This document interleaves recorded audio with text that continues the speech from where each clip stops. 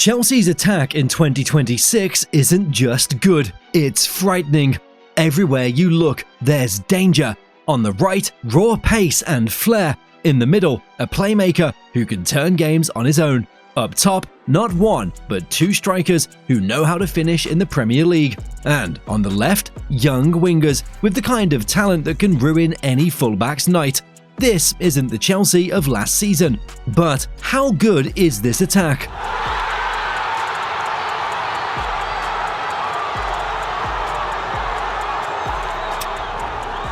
Last season, Chelsea's attack was exciting, no doubt. They scored 64 goals in the Premier League, which sounds solid, until you compare it to what it actually takes to win a title. Liverpool put up 86 goals. 2 seasons ago, City scored 96 to lift the league. History is clear, champions always score big. So, for Enzo Maresca, if the aim this season is to actually go for the Premier League, he needs an attack with ridiculous depth and firepower. And honestly, that's exactly what he's building, because when you look at the options Chelsea have going forward right now, it's not just depth, it's a nightmare waiting for every single defense they face. Let's start with the right-hand side, because that's where Chelsea might already have their biggest strength. And the first name you have to mention is Pedro Neto. Now, if you just open the stat sheet from last season, you'll probably shake your head. 4 goals, 6 assists in over 35 appearances. Not exactly the kind of output you'd expect from a winger we're calling one of the best in the league. But here's the thing, Neto's season was way more complicated than the numbers suggest. He was constantly being moved around, sometimes pushed to the left, and sometimes shifted into roles that didn't suit him. That inconsistency killed his rhythm. When Neto is locked into one position, especially on the right, he's a completely different player. He's direct, he carries the ball with real intent, and he's one of those wingers who can drag his team up the pitch on his own. Defenders don't like facing him because he's unpredictable.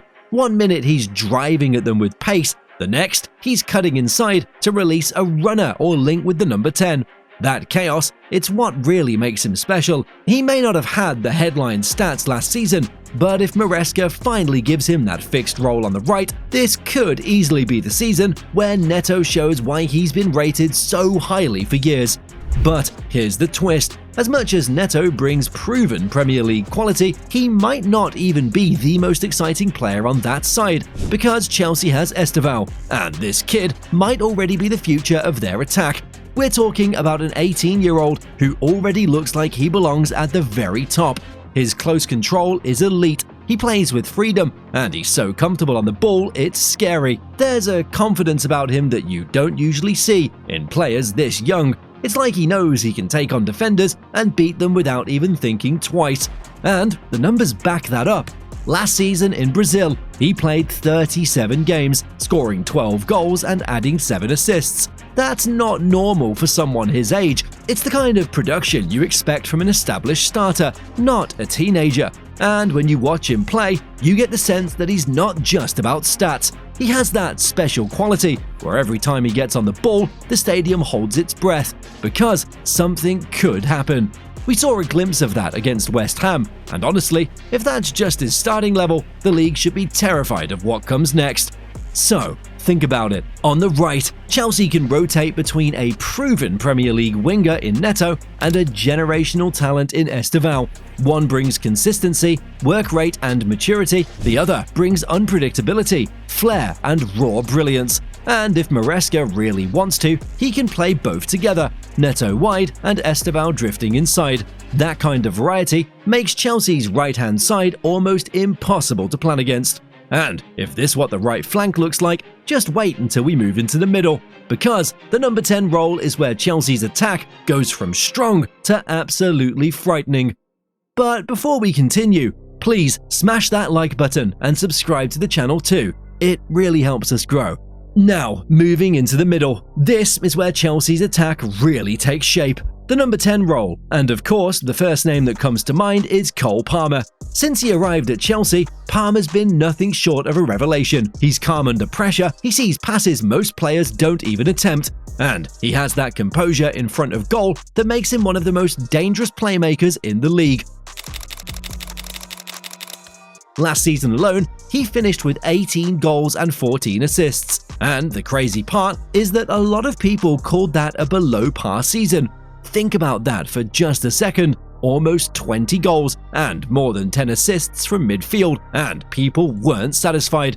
If that's his average output, then the ceiling for Palmer this season is frightening. With more attacking options around him, you can expect him to control games even more because he won't have to do everything himself anymore. But what makes Chelsea really dangerous isn't just Palmer, it's the depth behind him. André Santos is one option that Maresca has experimented with in that role. He's naturally more of a central midfielder, but when he plays as a more advanced 10, he gives Chelsea a different kind of presence. He's powerful, he presses well, and he has the ability to drive forward with the ball. It's not as silky as Palmer, but in games where Chelsea wants more intensity in midfield, Santos can easily step in. And then there's Estevao again. We've already talked about him as a winger, but the truth is, he has the qualities to play through the middle too. His vision, his dribbling in tight spaces, and his ability to link play all fit perfectly into that number 10 role.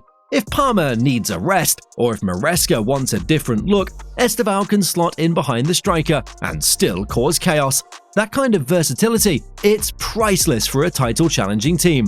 So, between Palmer, Santos, and even Estevao, Chelsea's number 10 position isn't just secure, it's stacked. They have creativity, goals, and different styles all in one position. And when you combine that with the firepower they now have up front, that's when things get really serious. Because the next part of this attack is all about the strikers, and Chelsea doesn't just fix their striker problem, they went out and brought in two of the best options you could possibly ask for. Now, let's get to the area that Chelsea simply had to fix, the striker position. Because as much as Nicholas Jackson gave his all last season, the biggest issue was finishing. He had the movement, he created chances for himself, but when it came to putting the ball in the net consistently, he just couldn't deliver at the level Chelsea needed. And when you're chasing a title, you can't afford a striker who needs 5 chances to score once. Chelsea recognized that, and instead of gambling again, they went straight for proven Premier League strikers. The first one is Liam Delap, and honestly, this was a smart signing. Delap is the type of forward who brings raw power, aggression, and that old-school striker mentality that Chelsea have been missing. Last season, he scored 12 goals in the Premier League while playing for a team stuck in a relegation battle. That's not easy to do. When you're fighting at the bottom, chances are few and far between, but Delap still found ways to score. That tells you everything about his instinct inside the box. At Chelsea, surrounded by creators like Palmer, Estevao, and Neto, he's only going to get more opportunities, and you can already see it. In his first 2 league games, he's shown exactly why Chelsea brought him in. Strong runs in behind, pressing defenders, and taking his chances quickly. Then there's João Pedro, and this is where Chelsea added a different type of striker. Pedro isn't just about goals, though he's more than capable of scoring them. He's about link-up play, intelligence, and making the attack flow. We've known his name since the Brighton days, but it was in the Club World Cup where Chelsea fans really saw what he could do. You could make the case that without him, Chelsea wouldn't have lifted that trophy. His ability to drop deep, connect with midfielders, and then arrive in the box at the right time gives Maresca something completely different from Delap. And in the league, he's already proving that he can be decisive. So, here's the big difference compared to last season. Chelsea no longer have just one option up top. They now have 2 strikers with Premier League experience, 2 different styles, and both of them are capable of leading the line. Delap gives you that physical, relentless forward who thrives on chaos, while Pedro gives you the technical, intelligent striker who can knit the whole attack together. That variety, it means Chelsea can approach games in multiple ways, and it makes them unpredictable in the final third. And that's exactly why the striker position, which used to be Chelsea's biggest weakness, is now one of their biggest strengths. But the picture isn't complete yet, because we still need to look at the left-hand side. And that's an area where Chelsea have gone from a real problem to some of the most exciting young talent in the league. Now, let's move over to the left-hand side, because if we're being honest, this was Chelsea's weakest point last season. They tried so many different solutions and nothing really worked. Pedro Neto still had to fill in there at times, but it was clear he wasn't as effective on that flank. They even brought in Jadon Sancho on loan, and while he gave them a good few moments, the club couldn't secure him permanently. It was an area that simply didn't match up to the rest of the attack. But that's changed completely, because now Chelsea have two young wingers who can transform that left-hand side. The first is Jamie Bino Gittins. Signed from Dortmund, he's exactly the kind of player Chelsea needed here. He's direct, fearless, and he thrives in one-on-one situations. Last season, in Germany, he scored 12 goals and added 5 assists. And what makes that even more impressive is the fact that he wasn't even a guaranteed starter every week. At just 21, he's already showing he can step up in big moments. And at Chelsea, where he'll get more consistent minutes, he has the chance to really explode. His pace, his dribbling, and his ability to cut inside makes him a nightmare for defenders who like to press high. And then there's Alejandro Garnacho. This signing was a statement. Chelsea didn't just fill a gap, they went and took one of the brightest young attackers from a direct rival. Garnacho has already shown at Manchester United how much of a game changer he can be. He's electric, he's unpredictable, and he's one of those players who can win you a match on his own with a moment of brilliance. The scary part is he's still under 22, which means he hasn't even hit his prime yet.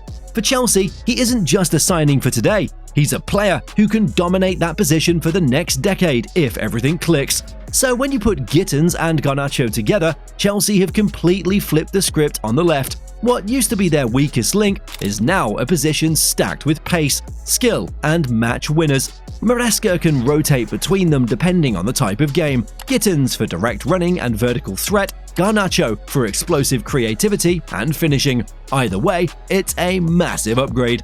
And what makes it all better is that with Neto and Estevao on the right, Palmer pulling strings in the middle, Delap and Joao Pedro up front, and now Gittins and Garnacho on the left, Maresca doesn't just have talent, he has variety. Which brings us to the tactical side of things, and how all these options actually fit together on the pitch. When you step back and look at this Chelsea attack as a whole, it's hard not to be impressed. Last season, 64 goals were enough to keep them competitive, but nowhere near enough to win a title. This season, though, things feel different. Maresca now has depth, quality, and variety in every single attacking position. This isn't the Chelsea attack that struggled to finish chances or lacked consistency. This is an attack that can win in multiple ways. They can play a 4-2-3-1 and overwhelm teams with width and creativity, or switch to a 4-4-2 and use the double striker setup to overpower defenses. And we've already seen signs of what this group is capable of. That 5-1 win over West Ham wasn't just a result, it was a statement. If last season was about potential, this season is about execution. The pieces are here, the talent is undeniable, and the balance is finally right. But what do you think? Can they win the Premier League with this attack? Well, let me know in the comments, and don't forget to subscribe to the channel and check out our last video. Thank you.